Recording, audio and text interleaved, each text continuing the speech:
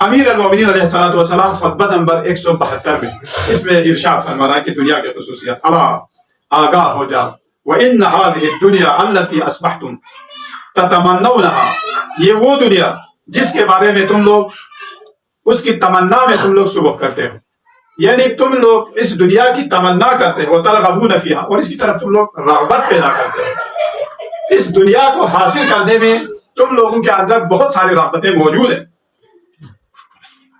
وَأَصْبَحَتْ تُغْضِبُكُمْ وَتُرْضِيكُمْ، لیکن یہ دنیا کیا ہے؟ یہ دنیا کبھی تمہیں غصہ دلاتی ہے اور کبھی تمہیں خوش کر دیتی ہے۔ اس دنیا کی خوبی یہ ہے، لَيْسَتْ بِدَارِكُمْ، لیکن یہ کیا ہے؟ تمہارے لیے یہ تمہارا کوئی گھر نہیں ہے جس میں تم ہمیشہ کے لیے رہتے ہو۔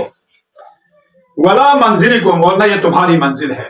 اس دنیا میں تم اس لیے نہیں آئے ہو کہ اسی دنیا میں رہو گے، نہیں، بلکہ یہ تمہارے کوئی منزل بھی نہیں۔ الَّذِي خُلِقْتُمْ لَهُ، جس کے لیے تمہیں خلق کیا گیا، کیا ہم اسی دنیا کے لیے خلق ہوا ہے؟ نہیں۔ وَلَا الَّذِي دُعِيتُمْ إِلَيْهِ، نہ اس دنیا کی طرف تمہیں بلایا گیا ہے، ایسا نہیں کہ تمہیں اس دنیا کے لیے بلایا گیا۔ أَلَا وَإِنَّهَا لَيْسَتْ بِبَاقِيَةٍ لَكُمْ، بس تم لوگ آگاہ رہو، ہوشیار رہو، یہ تمہارے لیے باقی رہنے کے لیے اللہ تبارک و تعالیٰ نے اس دنیا کو خلق نہیں کیا ہے۔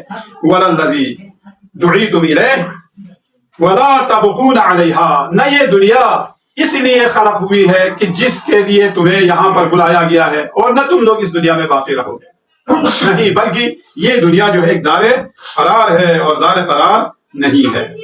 پھر فرمایا دنیا ایک ایسا گھر ہے جو فریب کاری میں بہت مشہور ہے۔ یہ دوسرا خطبہ ہے، اس میں فرماتے ہیں کہ خطبہ نمبر 217 میں امیر المومنین فرماتے ہیں کہ یہ دنیا فریب کاری میں بہت شہرت یافتہ ہے، اس کے حالات جو ہے یکساں نہیں، حالات بالکل یکساں نہیں ہے، اس کے تیر اندازی کا نشانہ بننے والے اس دنیا میں رہنے والے اس کے تیر اندازی کے زد میں ہیں، جو فردن فردن اس کو موت کے گھاٹ اتارتی رہتی ہے۔ اے اللہ کے بندو، جان لو انہی لوگوں کے راہ پر تم چل رہے ہو کہ تم سے پہلے اس دنیا میں بہت زیادہ طاقتور لوگ بھی رہتے تھے، تم سے زیادہ نامور لوگ بھی اس دنیا میں رہتے تھے، لیکن ابھی ان کا کوئی نام و نشان نہیں۔ عمریں ان کی بہت لمبی تھی، کئی سال، ہزاروں سال بھی اس دنیا میں رہنے والے موجود تھے،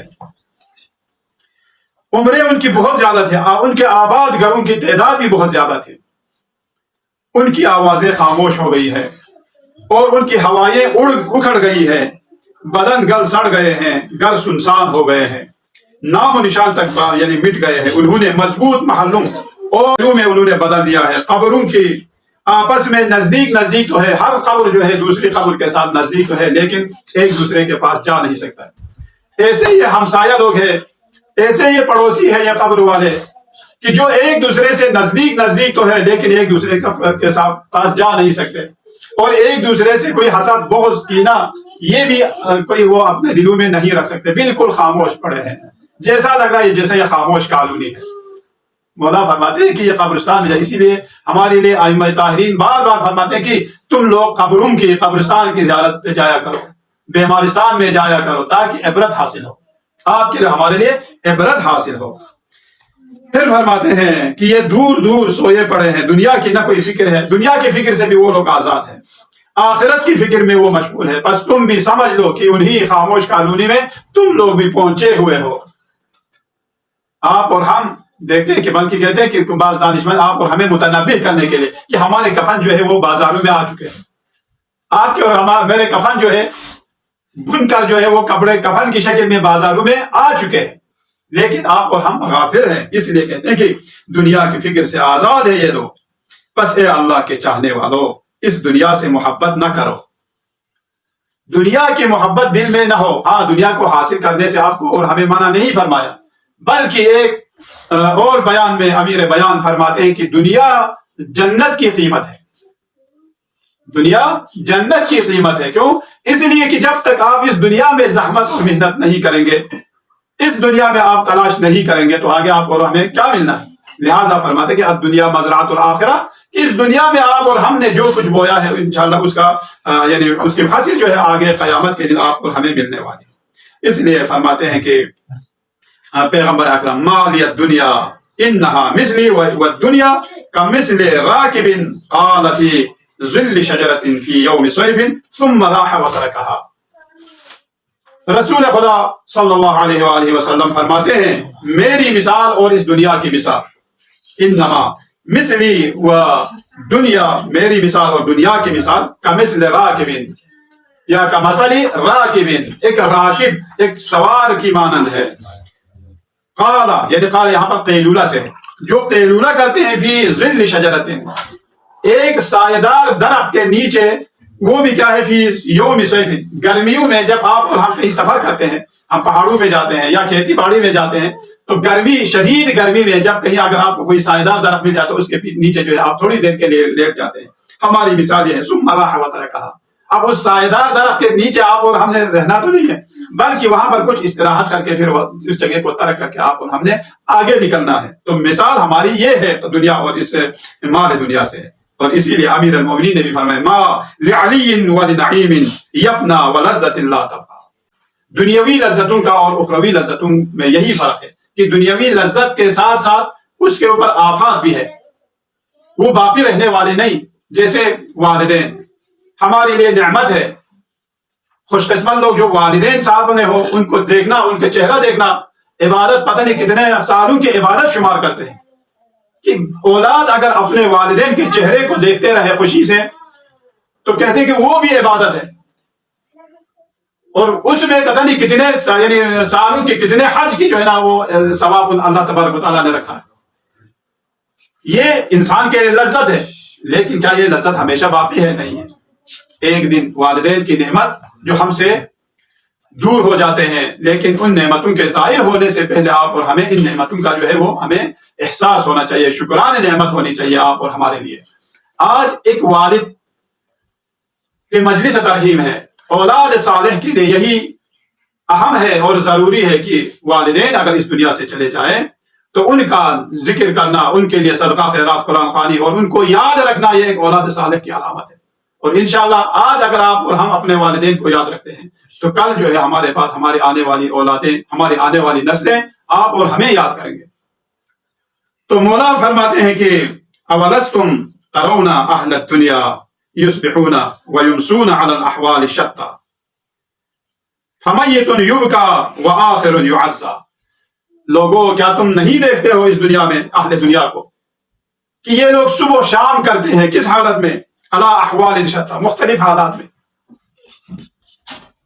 فمیت یبکى، کہیں کوئی جنازہ اٹھا رہا ہے اور اس پر رو رہے ہیں، اس پر رویا جا رہا ہے۔ وآخر یعزى، اور کبھی جو ہے کچھ لوگوں کے لیے تعزیت کرسی کر رہے ہیں، ان کے لیے تعزیہ آپ کر رہے ہیں، تسلی دے رہے ہیں۔ وصریع مبتلا، زمین گیر بیمار لوگوں کے لیے، اور سخت گیر بیماروں میں لوگ مبتلا ہے۔ وعائد یعود، اور بعض ایسے یعنی مریض ہیں، بیمار ہیں، ان کے لیے عیادت کر رہے ہیں۔ تو حالات یہاں پر بہت مختلف ہے۔ اس کے بعد فرمایا کہ یہ جو حالات ہیں، ان حالات میں آپ اور ہمیں کیا ہے کرنا ہے؟ وطالب للدنیا والموت یطلبہ، اس دنیا کے طلبگار بہت زیادہ ہیں۔ ہم دنیا کے پیچھے جا رہے ہیں، دنیا کو طلب کرنے جا رہے ہیں، اور موت ہمیں طلب کر رہی ہے۔ آپ اور ہم کہاں جا رہے ہیں، اور آپ اور ہمارے پیچھے موت کہاں سے آ رہی ہے؟ وغافل وليس بغافل، ہم تو غافل ہیں لیکن مغفول عنہ نہیں ہے۔ آپ اور ہم تو غافل ہیں ان تمام چیزوں سے، لیکن موت جو ہے آپ سے اور ہم سے غافل نہیں ہے۔ پس اس دنیا میں جتنی بھی عمر آپ کی لمبی ہو، تب بھی آخر میں ختم ہونے والی ہے۔ حضرت نوح علیہ نبینا علیہ السلام 2500 سال، 950 سال تو انہوں نے صرف تبلیغ کی ہے۔ اور جب ان سے یہی پوچھا جائے، حضرت خضر پیغمبر کہتے ہیں کہ بس ہو عمر خضر بھی تو کہیں گے بے وقت مرگ، ہم کیا رہے یہاں، ابھی آئے ابھی چلے۔ حضرت خضر پیغمبر کی عمر بھی اگر آپ اور ہمیں نصیب ہو جائے تب بھی یہ دنیا جو ہے باقی رہنے والے نہیں ہے۔ اس لیے فرمایا کہ دنیا کی سربلندی اور عزت کی خواہش نہ کرو، کیونکہ یہ ظاہر ہونے والی ہے۔ نہ اس کی آسائشوں اور نعمتوں پر خوش رہو، نہ سختیوں پر جو ہے زیادہ تم آہوزاری کرو۔ اگر سختیاں ہو تو تب بھی ختم ہونے والی ہے، اگر آرام و آسائش ہو تب بھی جو ہے وہ ختم ہونے والی ہے۔ لہٰذا مومن کے لیے کیا ہے؟ مومن کے لیے ضروری یہ ہے کہ ان نعمتوں کا اور ان اللہ تبارک و تعالیٰ کی طرف سے دی ہوئی تمام نعمتوں کا شکرانہ ادا کرے، اور ان چیزوں کے جو ہے وہ آپ اور ہم دنیا میں جب تک باقی رہیں شکر ادا کرتے رہیں اور ان دی ہوئی نعمتوں کا جو ہے کفران نعمت نہ ہو۔ کہ حکمت نمبر 132 میں لوگوں، اللہ تبارک و تعالیٰ کا ایک فرشتہ ہے جو ہر روز آپ اور ہمارے لیے یہ ندا دیتا ہے، کیا لدو للموت، مرگ کے لیے اولاد پیدا کرو، وجمعوا للفلاح، فلاح ہونے کے لیے مال دولت جمع کرو، وابنوا للخلاء، اور بناؤ بنگلے بناؤ لیکن وہ خراب ہونے کے لیے۔ بس قال انما مثل الحیات الدنیا کماء انزلناہ من السماء فاختلط به نبات الارض۔ بس اس دنیا کی مثال کیا ہے؟ قرآن کی آیت ہے، سورہ یونس آیت نمبر 24۔ اس دنیا کی مثال، اس حیات زندگی یعنی دنیاوی زندگی کی مثال کیا ہے؟ کماء انزلناہ من السماء، اس پانی یا اس بارش کی مانند ہے جسے ہم آسمان سے نازل کرتے ہیں۔ فاختلط به نبات الارض، پھر اس کے بعد وہ جو زمین میں بہت سارے نباتات پیدا کرتے ہیں، پھر وہ نباتات سرسبز لہلہاتے کھیت میں وہ تبدیل ہو جاتے ہیں، آپ اور ہم انہیں دیکھ کر جو ہے ہمارے دل کو سکون ملتا ہے۔ پھر اس کے بعد ایک وقت خزاں کا جو ہوا چلتی ہے تو اس وقت وہ تمام چیزیں جو ہے وہ خس و خاشاک میں تبدیل ہو جاتی ہیں۔ یہ دنیا کی مثال ہے، دنیاوی زندگی کی مثال ہے۔ لہٰذا اس دنیا میں زندگی ہوشیاری سے کرنے کی ضرورت ہے۔ اہل بیت اطہار کے ماننے والے جب بھی اس دنیا سے چلے جاتے ہیں تو تمام عزیز اقربا جمع ہوتے ہیں اور ان کے ورثاء کے لیے، اولاد کے لیے تسلیاں دیتے ہیں۔ ہر کوئی جو ہے اپنا فریضہ سمجھتے ہیں کہ اس شخص کے پاس، اس غم زدہ اور غم رسیدہ مصیبت زدہ شخص کے پاس جائے اور ان کے لیے تسلی دے اور تسلیت عرض کرے۔ یہ دنیا کا قاعدہ ہے۔ جب بھی کوئی اس دنیا سے چلا جائے تو ان کی اولاد کے لیے تسلی دیتے ہیں اور ان کی اولاد کو ائمہ طاہرین خصوصاً امام حسین علیہ السلام کے ذکر کے ساتھ ان کو تسلی دیتے ہیں۔ اگر کسی کا کوئی جوان مرد بیٹا اگر کوئی مر جائے تو اسے علی اصغر اور علی اکبر کا تذکرہ کر کے ان کی مصیبت کو یاد دلا کر ان کی مصیبت کو کم کرنا چاہتے ہیں۔ اور اگر کسی ناموس پر اگر کوئی ہاتھ آ جائے تو زینب کبریٰ اور جناب سکینہ و ام کلثوم کی مصیبت کو یاد کر کے ان کی مصیبت کو کم کرتے ہیں۔ اور اگر کسی کے باپ اگر اس دنیا سے چلا جائے تو جناب سکینہ کو، جناب زینب کبریٰ کو اپنے باپ اور بھائی کی مصیبت کا تذکرہ کر کے آپ اپنی مصیبت کو بھول بلانے کی کوشش کرتے ہیں۔ اسی لیے کہ آج زینب کبریٰ اور جناب ام کلثوم کے لیے امام حسین آخر میں یہی صدا دیتے ہیں، یا زینب و یا ام کلثوم و یا سکینہ و یا رقیہ علیکن من السلام۔ جب آخری سلام دے دی تو ان ناموس اطہار پر کیا گزری ہوگی، کس طرح انہوں نے اپنے بھائی کو اور اپنے باپ کو انہوں نے الوداع کی ہوگی، یہ جناب سکینہ سے پوچھو۔ جب جناب امام حسین علیہ السلام اپنے بہن سے فرماتے ہیں، بہن وہ قمیض دلا دو جو صندوق میں رکھا ہوا ہے، جسے میری ماں نے اپنے دست مبارک سے بنا ہے۔ ہاں وہ کون سی قمیض تھی جس کو آپ نے مختلف جگہوں سے آپ نے سوراخ کیا، پارا کیا؟ زینب کبریٰ نے سوال کیا، بھیا اس لباس کو آپ سوراخ کیوں کرتے ہیں، اسے کیوں پھاڑتے ہو مختلف جگہوں سے؟ تو فرمایا، بہن میری شہادت کے بعد اشقیاء اس میں کوئی لالچ نہ کرے، یہ پھٹا ہوا لباس سمجھ کر اسے میرے بدن پر رکھ کر جائے۔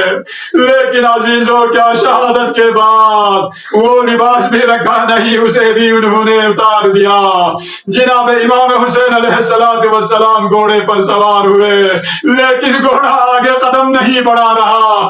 اس وقت آپ نے فرمایا، ذوالجناح کیا تو نے بھی حسین کو ایک غریب اور بے کس سمجھا، بے یار و مددگار سمجھا؟ اور زبان حال سے انہوں نے اپنے پیروں کی طرف اشارہ کیا۔ مولا میں کیسے قدم اٹھاؤں، میرے قدموں میں سکینہ لپٹی ہوئی ہے۔ عزیزو، امام حسین علیہ السلام نے سکینہ کو تسلی دے کر آپ گئے، لیکن کچھ قدم آگے آپ نکلے تھے، اس وقت زینب کبریٰ نے پیچھے سے کہا، مہلن مہلن یا ابن الزہرا، اے زہرا کے لال تھوڑا آہستہ آہستہ چلے۔ کیوں؟ فرمایا، بہن زینب میں الوداع کر کے آیا تھا، آپ پیچھے پیچھے کیوں آ رہی ہے؟ فرمایا، بھیا مجھے اپنی ماں زہرا کی وصیت یاد آئی، آپ ذرا نیچے تشریف لائے۔ وصیت یہ ہے کہ آخری جب الوداع کا وقت آ جائے تو اس وقت میرے بیٹے کی گردن میری طرف سے بوسہ دینا. زینب کبریٰ سے کہا بہن زینب. پھر میری ماں نے مجھے بھی وصیت کی تھی کہ آپ اپنے آستین کو اوپر کریں, آپ کی آستین کو اوپر کریں, آپ کی بازو کا بھی بوسہ لوں, کیونکہ معلوم ہے گردن کا بوسہ کیوں دے. ہاں عزیزو, گردن کا بوسہ آپ نے عشر عاشور کے بعد زینب کبریٰ نے کٹی ہوئی گردن پر بوسہ دے کر آپ نے فرمایا, پروردگارا میری اس غریب قربانی کو اپنی بارگاہ میں قبول فرمائے. آج زینب کبریٰ اس جگہ کی بوسہ لے رہی ہوں جسے نہ میری ماں اور نہ میرے بابا نے بوسہ دی. اللہ لعنت اللہ علی القوم الظالمین.